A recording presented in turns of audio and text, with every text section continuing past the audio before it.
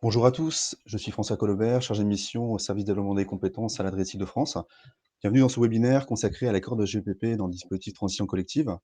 Il est organisé par l'Adriatique de France en partenariat avec l'ARAC Île-de-France. Alors Transco est un dispositif lancé depuis début 2021 et dont le déploiement s'est accéléré depuis septembre dernier. Il a été voulu par le gouvernement et les partenaires sociaux pour aider les entreprises en mutation en anticipant les conséquences de ces mutations sur l'emploi.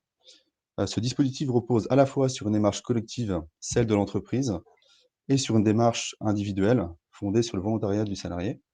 Il accompagne ces salariés volontaires occupant des emplois fragilisés vers une reconversion sereine et préparée pour accéder à un emploi porteur au sein de la région.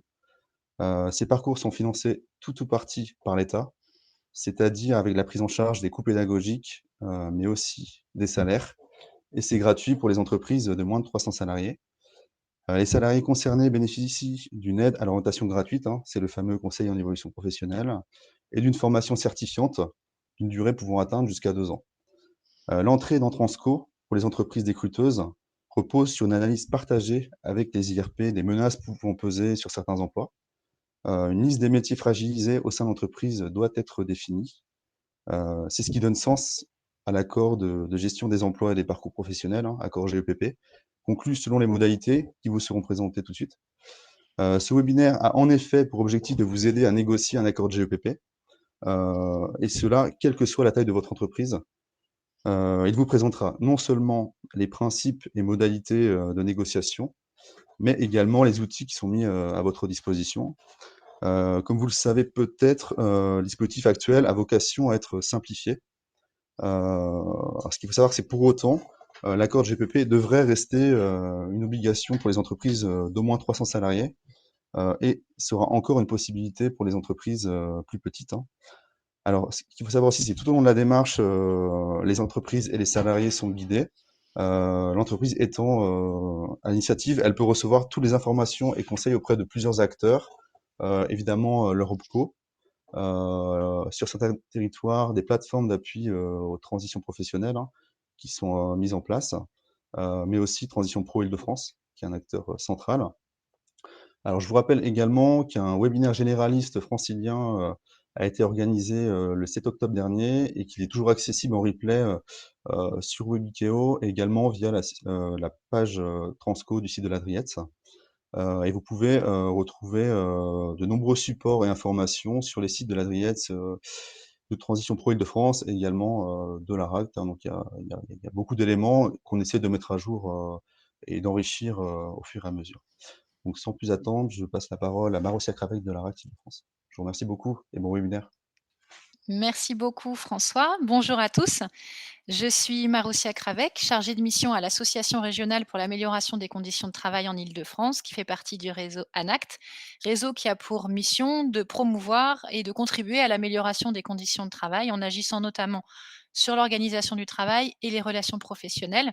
Réseau qui a pour spécificité d'être paritaire, paritarisme qu'on va retrouver dans notre mode d'administration puisque nous sommes administrés par des organisations représentatives des employeurs et des salariés, paritarisme que l'on retrouve également dans notre intervention puisque nous accompagnons les entreprises systématiquement, quel que soit le sujet, la thématique, dans un cadre paritaire.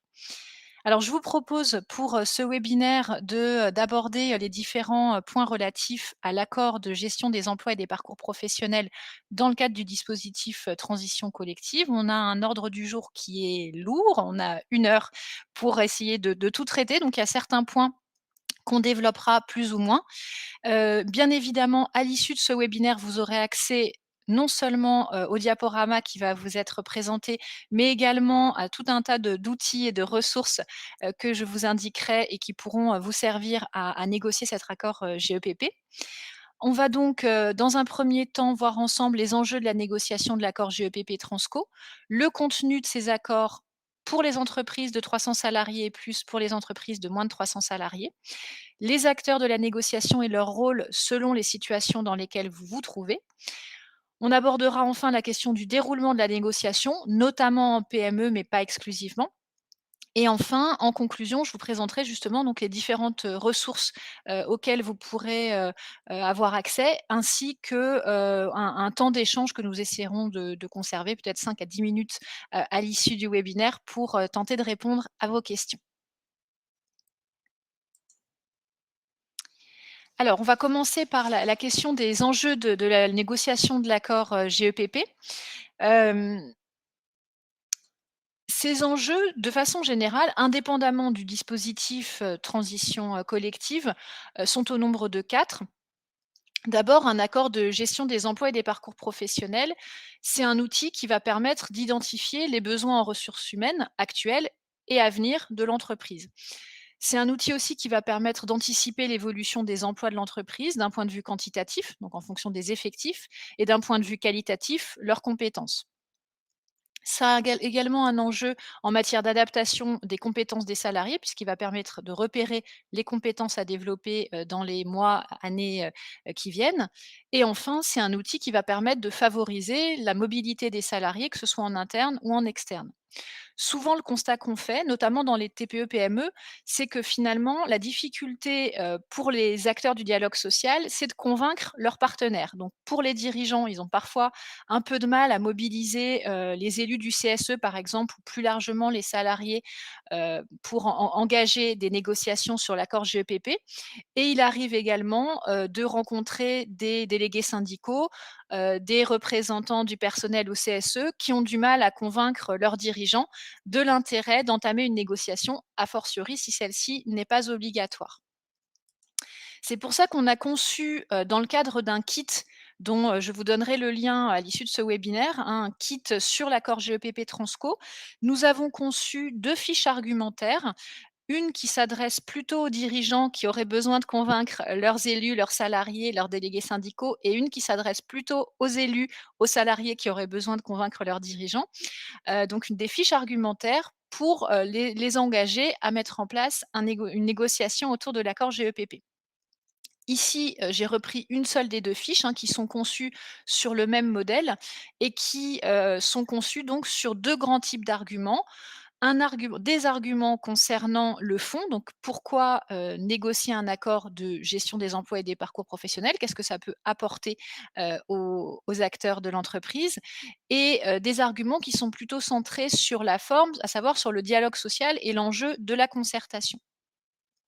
Alors, en ce qui concerne la GEPP, heu, aujourd'hui, et c'est encore le cas, hein, malgré, ce qui vient d'être évoqué par François Collobert, hein, effectivement, il va y avoir probablement un ajustement, de l'obligation de négocier. Mais aujourd'hui encore, négocier un accord de GEPP est obligatoire, quelle que soit la taille de l'entreprise, pour bénéficier du dispositif transition collective. Donc 1er argument, juridique. Deuxième argument, négocier un accord de GEPP, surtout dans les plus petites entreprises, ça peut impressionner, ça peut un peu faire peur parce que, bon, ça paraît complexe, de prime abord, mais on va voir que d'autres y sont arrivés. Je vais vous présenter, le cas d'une entreprise qui a négocié un accord GEPP, entreprise qui n'a qu'un seul salarié. Autre argument qui est souvent mis en avant dans les entreprises, c'est qu'il est difficile de réfléchir à la GPEC, à la GEPP dans un contexte incertain. Et nous, on a tendance à leur dire au contraire. Justement parce que l'environnement est incertain, instable, on a tout intérêt à négocier un accord de GEPP puisque, mettre en place un accord de GEPP, c'est construire l'avenir et pas le prédire. Et enfin, le dernier argument, et vous allez le voir à travers ce webinaire, l'accord GEPP Transco, donc pour les moins de 300 salariés, est vraiment adapté aux TPE-PME. C'est un accord qui est extrêmement simplifié et vous verrez à travers les modèles et les exemples que, il est accessible à n'importe quel type d'entreprise.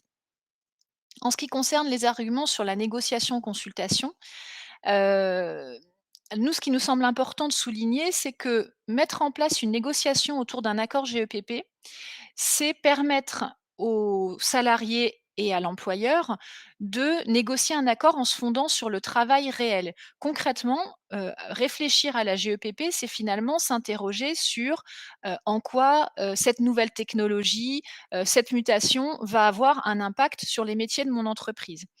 Et les mieux placés pour répondre à cette question, ce sont les, salariés eux-mêmes, ce sont leurs représentants, parce que c'est tout simplement ceux qui font. le travail, qui savent, qui sont capables de dire: «Beh, voilà, l'impact de cette nouvelle technologie en termes de compétences, ça va être ça ou ça». Donc négocier un accord GEPP, c'est permettre d'ancrer cet accord sur le travail réel. Deuxième élément, qui est juste un argument de bon sens en fait, c'est qu'à partir du moment où on est sur une négociation, on va réunir plusieurs acteurs et qu'en général, on a des solutions plus riches quand on est plus nombreux à les proposer. Donc, il nous semble plus intéressant d'avoir une réflexion collective plutôt qu'une décision unilatérale en ce qui concerne, l'accord GEPP. Autre élément, autre argument, aboutir à un accord GEPP, donc qui va être vraiment négocié avec vos partenaires selon les cas de figure, on va y revenir. Ça permet aussi de rassurer, vos collègues, de rassurer les salariés parce qu'ils vont voir que l'accord n'est pas une décision unilatérale qui vient d'en haut, mais que justement il a été conçu avec les salariés ou leurs représentants.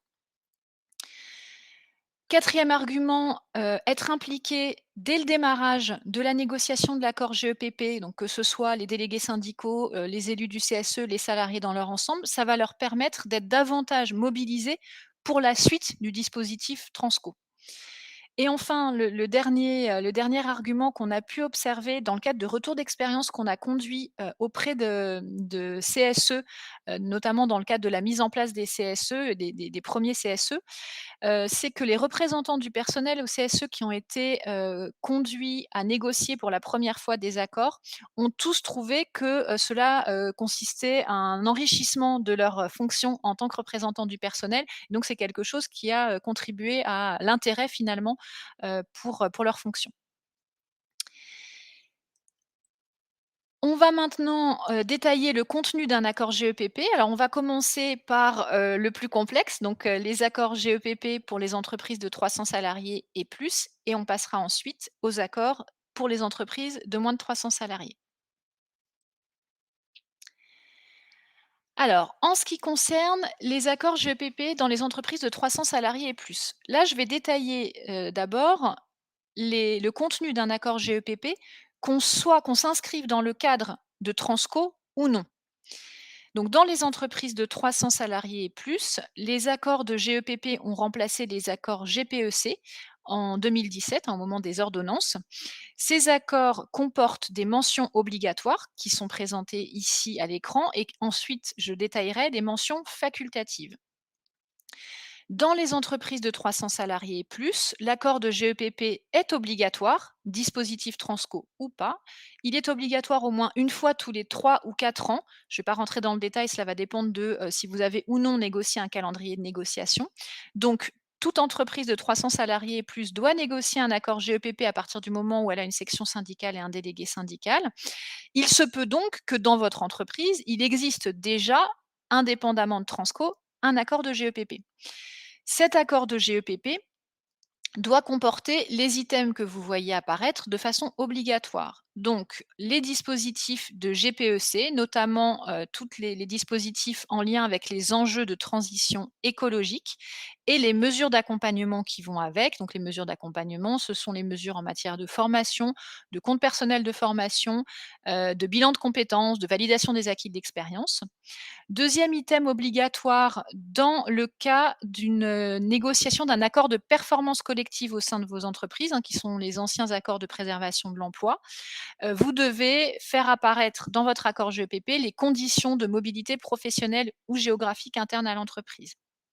Troisième mention obligatoire, la formation et notamment les orientations à 3 ans, les objectifs du plan de formation, en priorité par exemple indiquer, les catégories, d'acteurs auxquels vous réservez prioritairement le plan de formation de votre entreprise ainsi que les compétences à acquérir dans ce cadre. Quatrième item, les perspectives de recours aux différents contrats de travail, notamment travail à temps partiel, au stage et les moyens pour limiter le recours aux emplois précaires au sein de votre entreprise. Cinquième item, les conditions dans lesquelles vos entreprises sous-traitantes vont être informées des orientations stratégiques de votre entreprise qui vont avoir un impact sur leur métier, leurs emplois et leurs compétences. Et enfin, le dernier item qui a été, ajouté en 2017, le déroulement de carrière et l'exercice de la fonction des, personnels exerçant des responsabilités syndicales. Donc ça, ce sont les mentions obligatoires d'un accord de gestion des emplois des parcours professionnels standard. qu'on soit dans le cadre du dispositif Transco ou non. Il y a donc, comme je vous le disais, dans ce même accord, des mentions facultatives. Donc ces mentions facultatives, je ne vais pas les détailler, aujourd'hui, mais il y a une de ces mentions facultatives qui est obligatoire pour Transco, qui est celle qui apparaît en rouge, à savoir la qualification des catégories d'emplois menacées par les évolutions économiques ou technologiques. Si votre accord de GEPP comporte cette mention, qui est donc facultative de façon standard, obligatoire pour Transco, si cet accord votre accord GEPP comporte cette mention, vous n'êtes pas obligé de renégocier un accord GEPP dans le cadre du dispositif Transco. En revanche, si votre accord ne comporte pas cette mention, alors vous allez être obligé de négocier un avenant spécifique intégrant cette mention.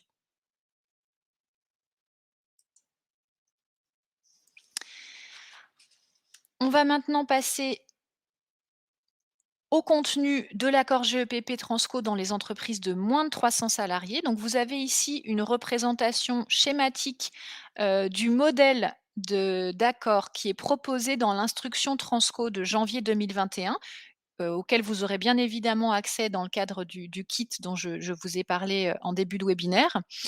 Donc, vous allez voir que le modèle d'accord GEPP Transco pour les entreprises de moins de 300 salariés est extrêmement allégé. Il comporte finalement, 3 items, heu, l'objet de l'accord, le champ d'application de l'accord, donc ça, c'est un point très important sur lequel je reviendrai. Est-ce qu'on est au niveau du groupe, de l'entreprise, de l'établissement? Et l'identification des métiers fragilisés à moyen terme, dont les salariés pourront bénéficier du dispositif Transco. Les, 6 autres items que vous voyez apparaître sont vraiment des items standards. Je vais les détailler ensuite, hein, mais donc durée de l'accord, modalité de suivi de l'accord, modalité d'adhésion, révision de l'accord, modification de la législation, publicité et dépôt. Tout ça sont vraiment des items que vous allez en fait pouvoir, «copier-coller» entre guillemets en reprenant le modèle d'accord standard. Ce sont les mentions obligatoires. Vous avez également 3 mentions facultatives qui sont précisées dans l'instruction. Présentation de la situation économique actuelle de l'entreprise, perspective d'activité de l'entreprise à moyen terme et stratégie de l'entreprise, perspective de l'emploi de l'entreprise à moyen terme. Alors, ces 3 mentions, qui sont considérées comme facultatives sont pour nous absolument indispensables pour faire de la vraie, gestion des emplois et des parcours professionnels. Donc, sauf si vous êtes une entreprise, de taille extrêmement réduite et que les métiers fragilisés sont absolument évidents. En dehors de ce cas de figure, nous vous encourageons vivement à vous interroger, même si vous ne souhaitez pas faire apparaître ces 3 mentions dans l'accord, hein, ça reste des mentions facultatives, mais il nous paraît vraiment indispensable de prendre le temps, dans le cadre d'un dialogue social, de s'interroger sur ces 3 éléments, hein. C'est ce qui va vraiment constituer finalement le fond d'un accord de gestion des emplois et des parcours professionnels, sans pour autant créer une usine à gaz. Alors, vous avez ici, comme je vous l'avais promis, un exemple, d'accord d'entreprise. Alors, évidemment, il est pas forcément très lisible, mais là, c'est pas le but dans le cadre de ce webinaire. Vous pourrez le retrouver dans le kit, donc en ligne. Ce que je voulais vous montrer à travers cet accord, donc là, on est sur un accord, un vrai de vrai, hein, qui a été déposé par une vraie entreprise de un salarié. Heu l'entreprise a repris le modèle tel qu'il était proposé dans l'instruction de janvier 2021 et comme vous le voyez, il fait 3 pages, donc il est extrêmement succinct et l'entreprise, n'a complété dans cet accord que les éléments qui sont en bleu. Donc tout le reste sont des éléments issus du modèle. Donc comme vous le voyez, c'est vraiment un outil qui est tout à fait, simple et accessible pour les petites entreprises de moins de 300 salariés.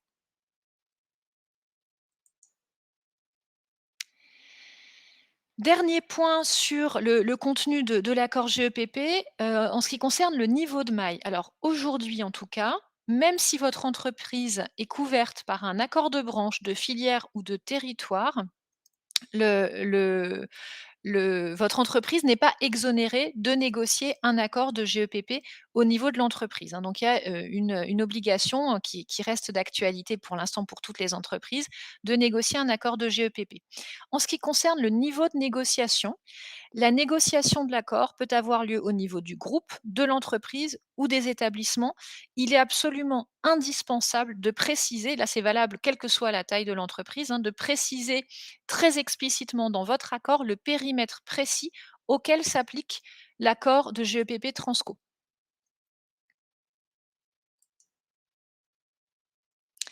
Alors, on va maintenant passer aux acteurs du dialogue social et à leur rôle. J'en profite pour vous signaler, vous voyez un lien qui apparaît sur le diaporama.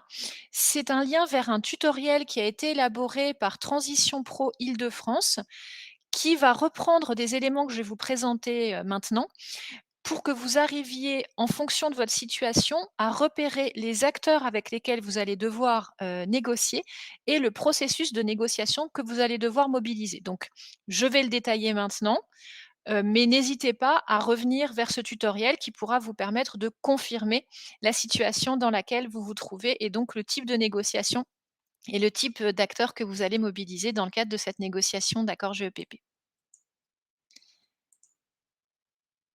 Alors, la première question à vous poser pour savoir avec qui vous allez négocier, votre accord GEPP, c'est: «Est-ce que mon entreprise dispose de délégués syndicaux ou non?» Si vous avez des délégués syndicaux dans votre entreprise, donc c'est le cas de figure qui est représenté à gauche, hein, entreprise avec délégué syndical, la situation est simple.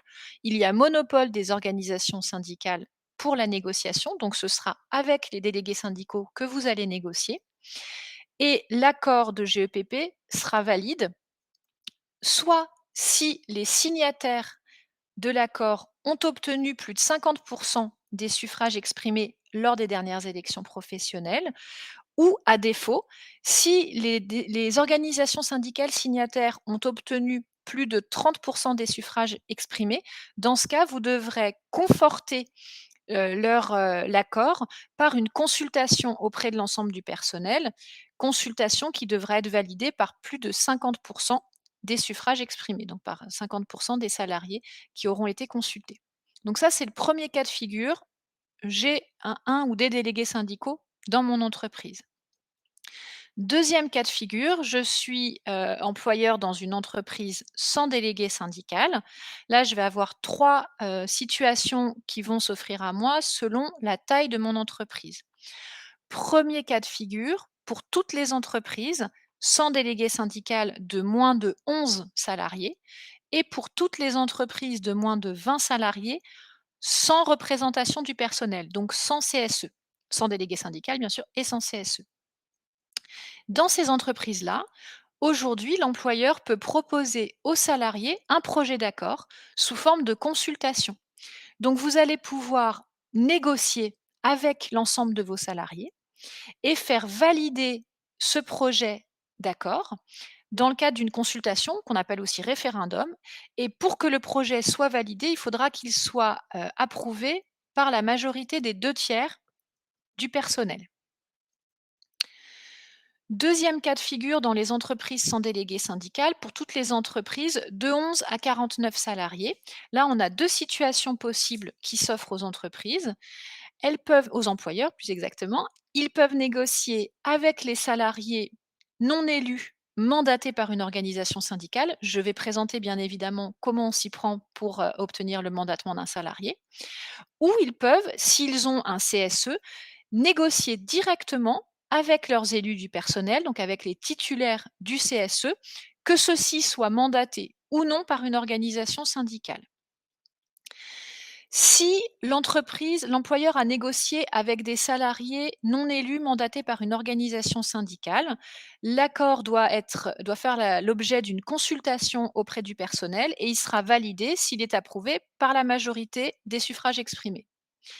Si l'employeur négocie avec son CSE, que les membres du CSE soient mandatés ou non, l'accord sera validé d'emblée, sans passer par une consultation, s'il est signé par la majorité, des membres du CSE qui auront, obtenu, la majorité des suffrages exprimés lors des dernières élections, du personnel. Et enfin, Troisième cas de figure des entreprises sans délégué syndical, les entreprises d'au moins 50 salariés.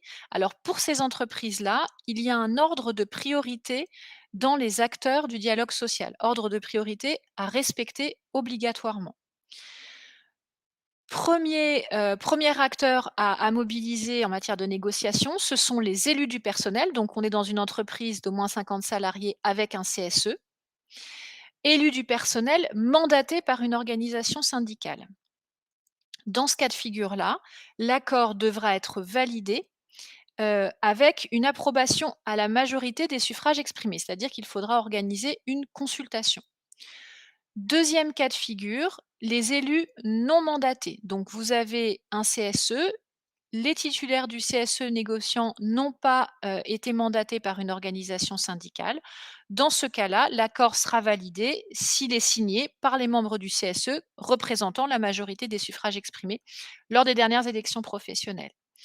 Enfin, troisième cas de figure, vous n'avez pas de CSE, vous négociez donc avec des salariés qui ont été mandatés par une organisation syndicale et là encore, on se retrouve dans la même situation pour la validation de l'accord, c'est-à-dire que cet accord négocié avec des salariés mandatés non élus doit faire l'objet d'une approbation par la majorité des suffrages exprimés dans le cadre d'un référendum auprès de vos salariés.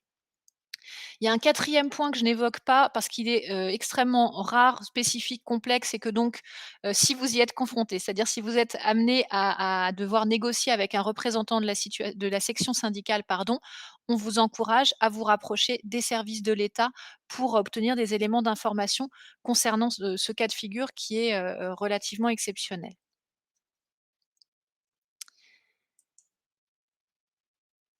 Alors, on l'a vu, hein, dans certaines situations, vous allez être, amené à, organiser un référendum, hein, une consultation, avec vos salariés. Comment ça se passe concrètement? Alors là aussi, hein, souvent ça fait un peu peur, ça paraît compliqué d'organiser une consultation. On va voir que c'est, extrêmement simple. Je tiens à préciser parce que j'ai, eu l'occasion d'observer pas mal d'accords de PME, de TPE-PME, signés par l'ensemble des salariés. D'un point de vue juridique, c'est pas valide. Donc quand on est une entreprise de moins de 20 salariés, si vous souhaitez, négocier un accord de GEPP, si vous avez, par exemple, 15 salariés, vous pouvez le négocier, le construire avec eux, mais pour le faire valider, il ne faut pas le faire signer par l'ensemble des salariés. Si vous n'avez pas de CSE, il faut procéder justement à une consultation, à un référendum, comme on va le voir tout de suite. Donc comment ça se passe, l'organisation d'un référendum? D'abord, il faut que vous procédiez au vote dans les 2 mois qui suivent la conclusion de votre accord. Donc si par exemple vous avez entamé une discussion avec, vos salariés, il faut qu'à l'issue de la production du projet d'accord, vous organisiez le vote dans les 2 mois maximum qui suivent. En revanche, il faut laisser 15 jours à compter de la communication de ce projet d'accord à chaque salarié avant d'organiser le vote. Comment se déroule le vote? Ça se déroule classiquement comme pour n'importe quel vote en entreprise, donc à savoir bulletin secret, obligatoirement sur le temps de travail, en l'absence de l'employeur. L'employeur peut être présent, mais pas dans les locaux, par exemple, spécifiques où s'organise le vote, hein, pour respecter le secret de la consultation. Et il peut s'organiser soit par enveloppe, soit par bulletin électronique. En ce qui concerne l'information aux salariés, donc au moins 15 jours avant le vote, les salariés doivent être informés du lieu, de la date et de l'heure du scrutin, du contenu du texte, donc on doit leur fournir, là en l'occurrence, ce serait donc l'accord GEPP à valider, à approuver ou non. La question précise qui sera posée lors du référendum, donc là en l'occurrence, ce serait: est-ce que vous approuvez l'accord de GEPP proposé? Les modalités, du scrutin, qui sont déterminées par et sous la responsabilité de l'employeur. Et enfin, alors c'est pas une obligation, mais nous, on le conseille, la publication de la liste des personnes appelées à voter.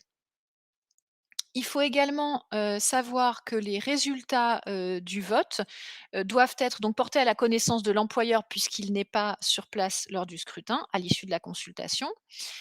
Ils doivent faire l'objet d'un procès-verbal dont la publicité doit être assurée par l'entreprise par tout moyen et enfin ce procès-verbal doit être annexé à l'accord approuvé lors de son dépôt. Je vais vous présenter, hein, juste après, des exemples d'informations personnelles et des exemples de, procès-verbaux pour que là aussi vous puissiez, mobiliser directement ces outils et les adapter à la situation de votre entreprise.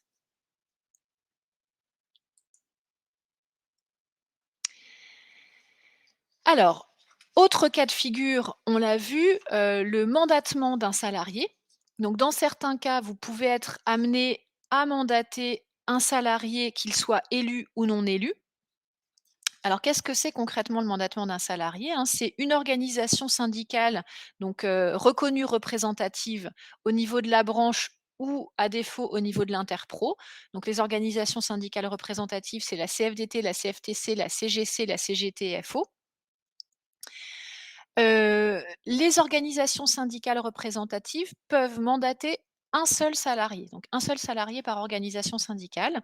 Et ce salarié doit bien évidemment ne pas être l'employeur ou, assimilé, apparenté à l'employeur. Donc par exemple, ça ne peut pas être, un conjoint, un enfant et cetera de l'employeur.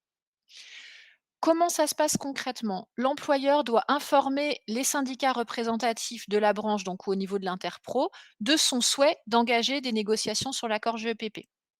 Si l'entreprise dispose d'un CSE, il doit également, indiquer son intention de négocier aux membres du CSE qui devront, en réponse, lui faire savoir dans le mois qui suivent cette information de leur souhait ou non de négocier et du fait qu'ils sont ou non mandatés. Et enfin, le mandat est donné par écrit par une organisation syndicale avec des éléments, donc l'identité du mandaté, l'objet et la durée du mandat, les obligations des parties et la fin du mandat. Le salarié mandaté dispose d'outils et de moyens pour, opérer cette négociation. Il a 10 heures par mois, pour, négocier son accord. Ces heures sont payées comme du temps de travail. Elles s'ajoutent, pardon, aux heures de délégation pour les élus du CSE mandatés et il y a une possibilité de les contester devant, un juge. Vous avez, sur le diaporama un QR code et un lien vers un document, qui vous donne, la liste, les coordonnées des organisations syndicales, par branche.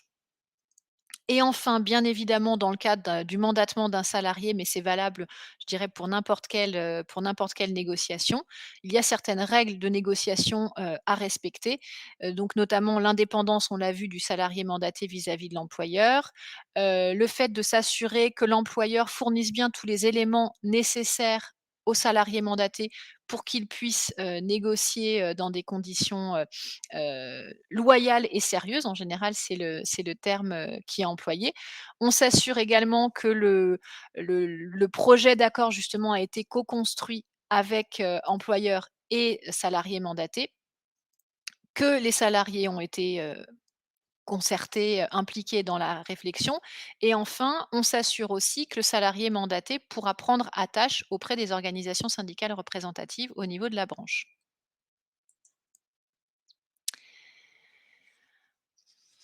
En ce qui concerne, un cas de figure un peu particulier, c'est l'organisation d'un référendum, donc on l'a déjà vu, mais cette fois dans le cadre d'accords qui sont négociés avec des salariés, mandatés, par exemple. Il y a 3 éléments, un peu particuliers à avoir en tête. Donc on est exactement sur la même configuration que dans le cadre du référendum qu'on a vu tout à l'heure. S'ajoutent à cela les éléments en vert. Donc en ce qui concerne le déroulement du vote, il faudra que l'employeur consulte au préalable les salariés mandatés sur l'organisation du vote. Dans l'information aux salariés, qui doit avoir lieu 15 jours avant le vote, il faudra préciser la faculté de prendre la tâche justement des organisations syndicales représentatives au niveau de la branche et enfin, en ce qui concerne le procès-verbal, il devra être, adressé aux OSR mandatés.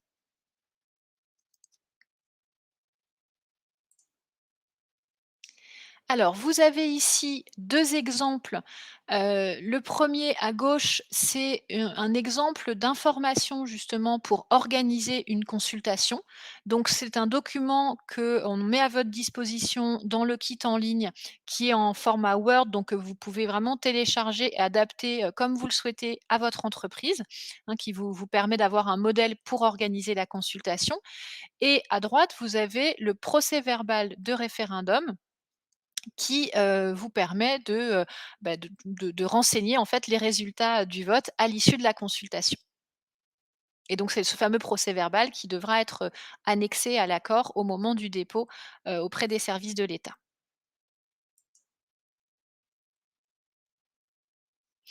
Vous avez ici le modèle de récépissé de dépôt. Donc ça, c'est pas un document que vous devez fournir, mais c'est juste pour que vous soyez informés, du type d'outil que, vous pourrez, du type de récépissé que vous recevrez lorsque vous aurez déposé votre accord auprès des services de l'État. Donc vous avez, le lien, le flash, le lien vers les services de l'État auprès desquels vous devez déposer votre accord de GEPP ainsi que les PV dans le cadre d'une consultation et donc vous recevrez un récépissé de dépôt qui, se présente de la façon suivante. Récépissé de dépôt que vous devrez également adresser avec votre accord à Transition Pro, dans, le cadre du dispositif Transco. Alors, en ce qui concerne les effectifs à prendre en compte pour les négociations, ça c'est un dernier point, en ce qui concerne les acteurs, du dialogue social et donc la situation dans laquelle vous vous trouvez. Pour savoir, dans quelle situation vous vous trouvez, hein, si on reprend le tableau que je vous ai présenté tout à l'heure, donc pour savoir, où vous vous situez en termes d'effectifs, vous devez raisonner sur les effectifs de l'entreprise. Ce qui ne veut pas dire que l'accord, doit être négocié au niveau de l'entreprise, on l'a vu, hein, l'accord peut être négocié au niveau des établissements. En revanche, pour savoir dans quelle situation vous vous situez, qui, avec quels acteurs vous devez négocier, vous devez reprendre les effectifs de l'entreprise.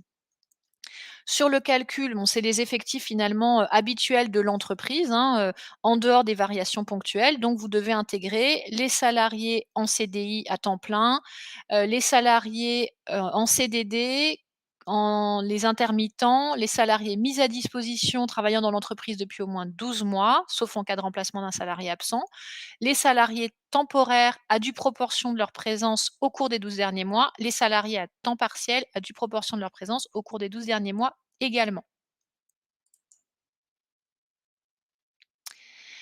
Alors, on va maintenant passer au déroulement de la négociation d'un accord GEPP, en PME. Alors en PME plutôt, alors ça concerne aussi les plus grandes entreprises, mais c'est vrai que là, on s'adresse a priori plutôt à des PME et à des négociateurs qui, n'auraient jamais négocié finalement, d'accord quel qu'il soit, GEPP, ou autre.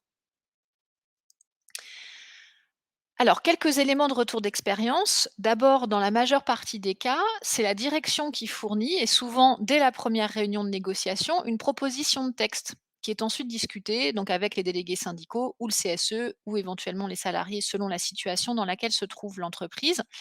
Évidemment, nous, c'est pas ce qu'on préconise, vous vous en doutez.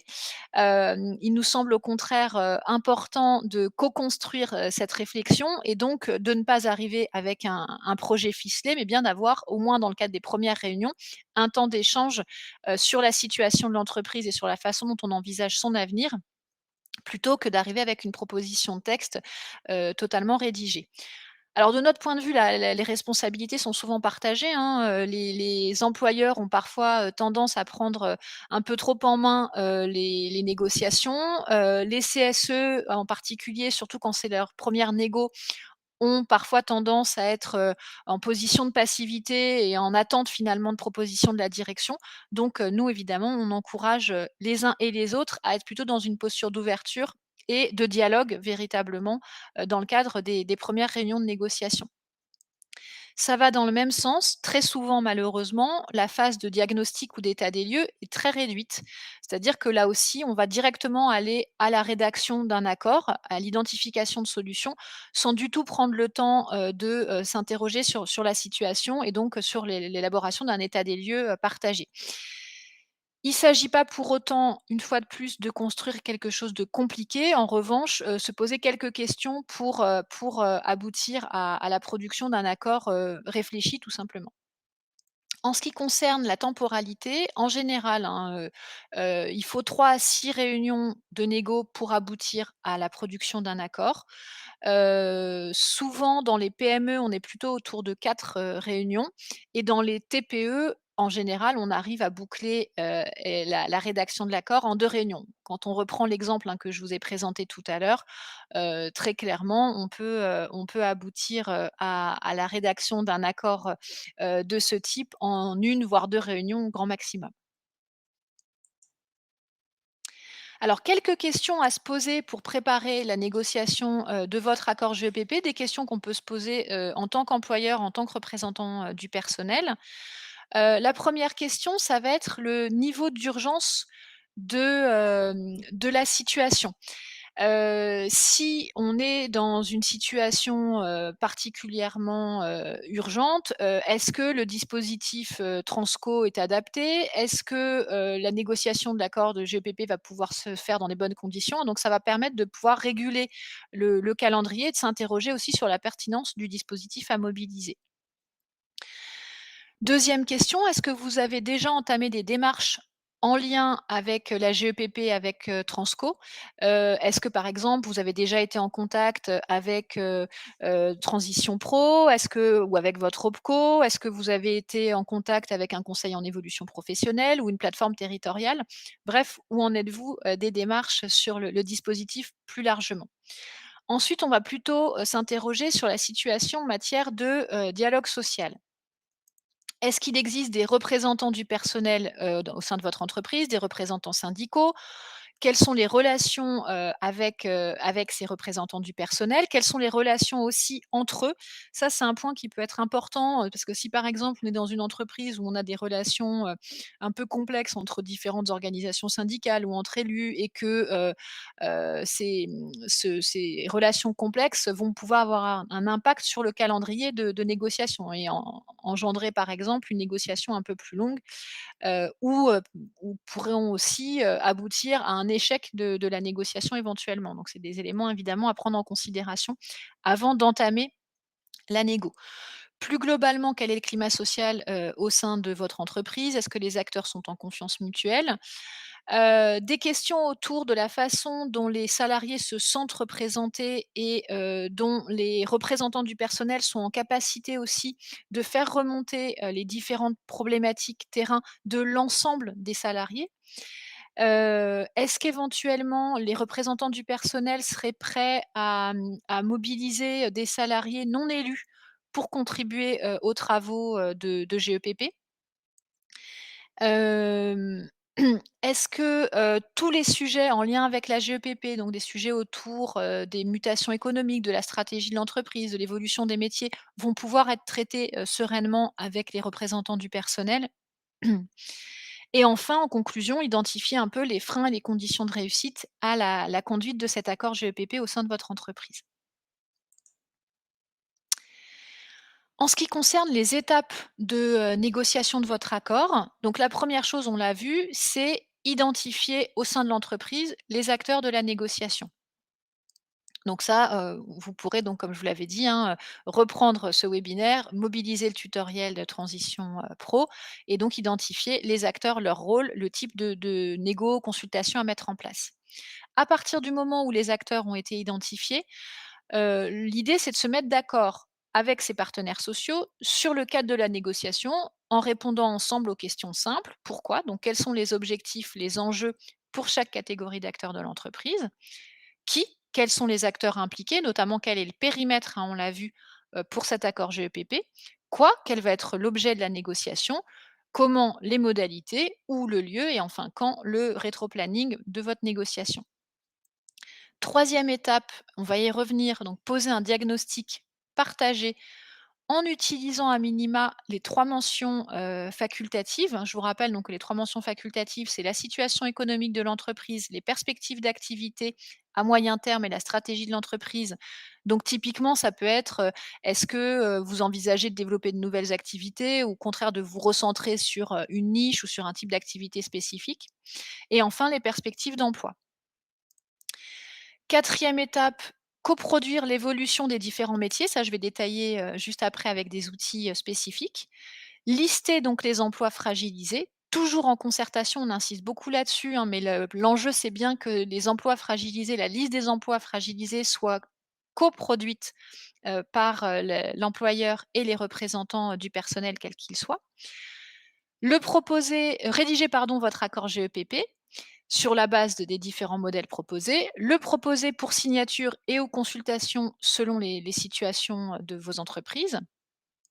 Après validation de l'accord, le télétransmettre donc à l'adriette sur la plateforme de téléprocédure, réceptionner la confirmation de dépôt et enfin transmettre l'accord de GEPP avec le récépissé de dépôt à Transition Pro Île-de-France pour les entreprises franciliennes, bien sûr.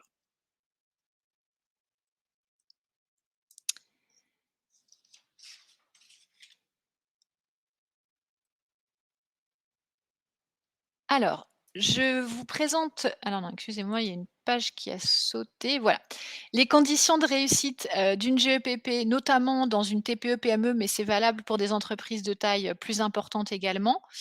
Impliquer les salariés et leurs représentants dès la phase de diagnostic et à minima lors de la phase d'identification des métiers fragilisés. Se saisir de cette obligation pour conduire une vraie gestion des emplois et des parcours professionnels pour tous les métiers de l'entreprise. Ça, c'est un point qui nous semble important parce que le risque, en fait, c'est de focaliser uniquement sur les emplois fragilisés, les emplois qui seraient amenés peut-être à disparaître, par exemple, au sein de l'entreprise, sans s'interroger sur les emplois qui, eux, vont perdurer au sein de l'entreprise et qui vont nécessairement être impactés par justement les emplois fragilisés. Donc finalement, il y a une concordance entre les risques en termes d'emploi et les risques en termes de travail, de contenu du travail des salariés qui restent. Donc pour nous, il est vraiment important d'élargir en fait la réflexion, à l'ensemble des métiers de l'entreprise et pas seulement à ceux qui sont identifiés comme emplois fragilisés. Troisième condition de réussite, se fixer des horizons, de prévision réalistes à 2 ans, maximum. Pas trop court non plus parce qu'il faut quand même laisser le temps de l'action, hein. Typiquement, si on est sur des dispositifs, Transco, on a vu que les temps de formation pouvaient aller jusqu'à 2 ans, hein, donc il faut bien évidemment l'intégrer. Mais clairement, mettre en place une gestion des emplois et des parcours professionnels à 10 ans, bon ça n'a pas vraiment de sens, aujourd'hui. S'appuyer sur les 3 mentions facultatives des accords pour conduire sa GEPP, je n'y reviens pas, j'en ai déjà parlé. Définir les évolutions des métiers sur la base des orientations stratégiques de l'entreprise. Oui, là, ça, c'est un point qui nous semble particulièrement important. Le risque, ce serait, par exemple, de, négocier un accord GEPP uniquement entre, DRH et délégué syndical, par exemple, sans avoir du tout, à un moment ou à un autre, une implication de la direction générale pour s'assurer des orientations en termes de stratégie de son entreprise et donc de l'impact de ces orientations stratégiques sur les emplois. De la même manière que l'implication de la DG nous semble indispensable, l'implication de l'ensemble des salariés nous semble indispensable pour s'assurer que l'évolution des métiers va être pensée sur la base de la connaissance du terrain, on en a déjà parlé. Et enfin, savoir aussi que, s'appuyer sur les salariés, les représentants du personnel au moment de la négociation, et au moment de la construction de l'accord, bah, c'est faciliter son approbation parce que forcément, il y a plus de chances que l'accord soit validé s'il a été co-construit que, si on présente un projet, d'accord, ficelé unilatéral au moment de le faire approuver, dans le cadre par exemple d'une consultation.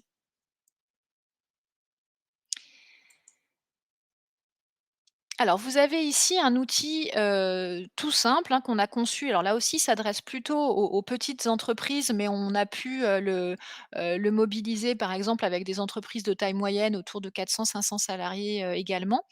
Hem, En fait, c'est un outil de dialogue, de réflexion.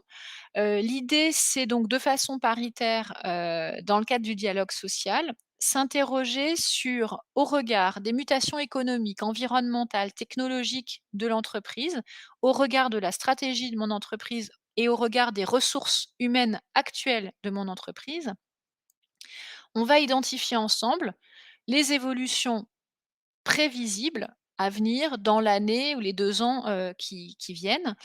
Donc, pour chaque emploi de la structure, on va s'interroger sur les effectifs actuels, les départs à la retraite et tout autre départ prévisible. Donc là, on est sur une temporalité d'un an, mais ça peut être une temporalité de 2 ans. Les effectifs projetés sur cette même temporalité les besoins en effectifs, l'écart entre besoins et ressources, toujours sur cette même temporalité, les compétences qui, sont, nouvelles et qui mériteraient d'être développées, les compétences qui n'existent pas mais qui pourraient être, recrutées, les compétences, qui, aujourd'hui risquent de ne plus être utiles et qui sont plutôt à transférer ou enfin des compétences qui sont totalement amenées à disparaître. Et par rapport à ces différents constats, on va commencer à lister les solutions qui peuvent être envisagées: recrutement, formation, tutorat, mobilité interne, transco, par exemple. Vous avez ensuite 2 exemples, par rapport à chacun de ces tableaux. Le premier, c'est dans une toute petite entreprise de services à domicile et là, on voit bien donc on a les effectifs actuels, les départs à la retraite et autres départs prévisibles à 1 an, les effectifs projetés, les besoins en effectifs, l'écart entre besoins et ressources, les compétences éventuelles, à développer. Donc là, par exemple, en l'occurrence, c'est une entreprise qui souhaite se, développer sur la garde d'enfants et donc dans les solutions, qui envisagent de la mobilité interne avec de la formation pour des aides à domicile qui souhaiteraient s'orienter vers la garde d'enfants et évidemment du recrutement externe également. Et autre exemple, cette fois on est dans un cabinet médical qui est confronté comme, beaucoup de cabinets médicaux à un impact en termes d'évolution, digitale, hein, avec l'utilisation des plateformes de rendez-vous médicaux qui va engendrer, à court moyen terme, la suppression de 2 postes de secrétaire médical et donc là, typiquement, une des solutions qui pourrait être envisagée, ce serait le dispositif Transco.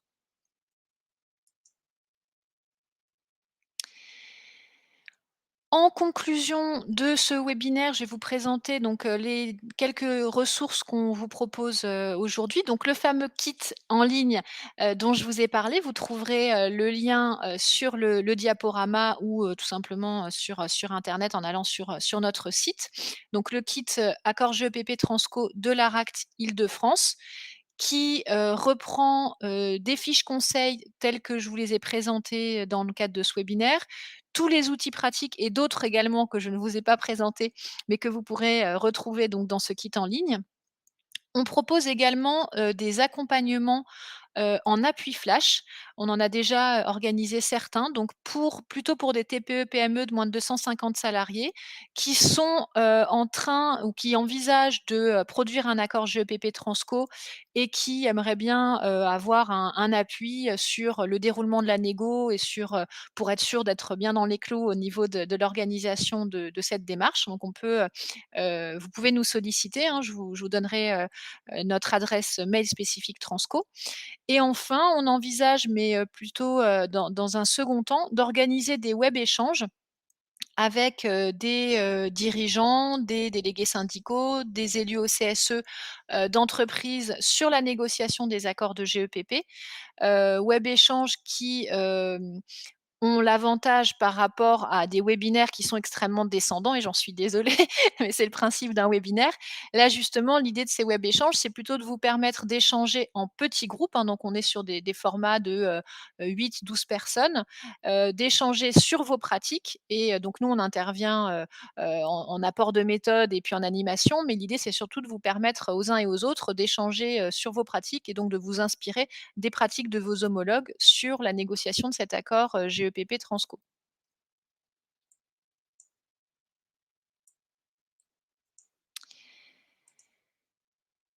Alors, il nous reste quelques minutes pour répondre, à vos questions. Alors, ce que je voulais également préciser, vous avez ici donc l'adresse mail pour nous contacter si vous souhaitez, bénéficier d'un appui flash par exemple ou si vous avez, d'autres questions. Pour les questions, juridiques, techniques, vous pouvez solliciter, des interlocuteurs, au niveau des services de la DRIEETS. Il vous sera adressé une liste des interlocuteurs que vous pouvez mobiliser par mail, et éventuellement, si vous avez, des questions plutôt sur le dispositif Transco dans son ensemble, là, vous avez également, des référents, qui pourront, vous être indiqués à l'issue de ce webinaire, que vous pourrez mobiliser pour toute question. Alors, Je vais tenter de répondre aux questions qui sont posées.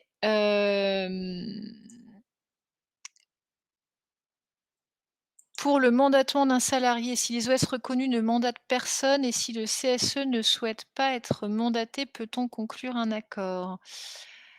Heu Alors oui, si vous êtes alors le fait que le CSE ne soit pas bon, j'ai pas tous les éléments, hein, concernant votre question, mais en ce qui concerne le il n'y a pas d'obligation de mandatement. Si vous avez un CSE, vous pouvez, tout à fait négocier avec votre CSE que les membres du CSE soient mandatés ou non.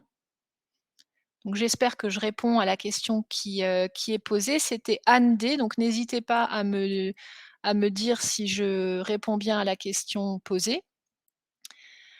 Heu, autre question, alors attendez. Alors on est sur 50 des salariés qui s'expriment, hein, c'est l'approbation à la majorité des suffrages exprimés, question de Lydie. Donc j'espère que je réponds également à la question qui est posée. Hem,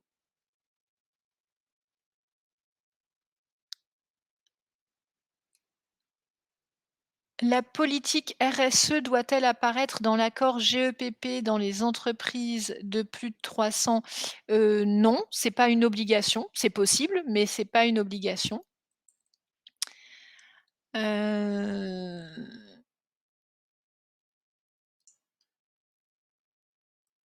Voilà. Alors, pour quelle durée maximum un accord GEPP pour mise en place de Transco peut-il être conclu? Alors, la temporalité sur la formation, c'est 2 ans, mais rien ne vous empêche de négocier un accord sur une temporalité plus longue, puisqu'on l'a vu, hein, si par exemple vous disposez d'un accord de GEPP et que cet accord contient la liste des emplois fragilisés, si par exemple votre accord a été négocié pour une durée de 3 ans ou 4 ans, il peut tout à fait être utilisé dans le cadre de dispositifs Transco. Donc il n'y a pas, de durée, spécifique, à intégrer par rapport, à la négociation de l'accord GEPP dans le cadre de Transco. Je ne sais pas, j'espère que je réponds également à votre question. Attendez, je vois si j'ai d'autres questions auxquelles je n'aurais pas répondu. Non, je crois que c'est bon.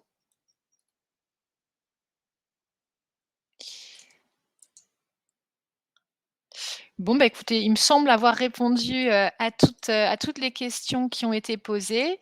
N'hésitez pas si vous souhaitez, avoir plus, d'informations. Alors n'hésitez pas évidemment à télécharger notre kit qui, je pense, pourra, vous être utile dans le cadre de cette négociation et n'hésitez pas non plus à nous solliciter, directement à l'adresse, transco.aractidf@anact.fr.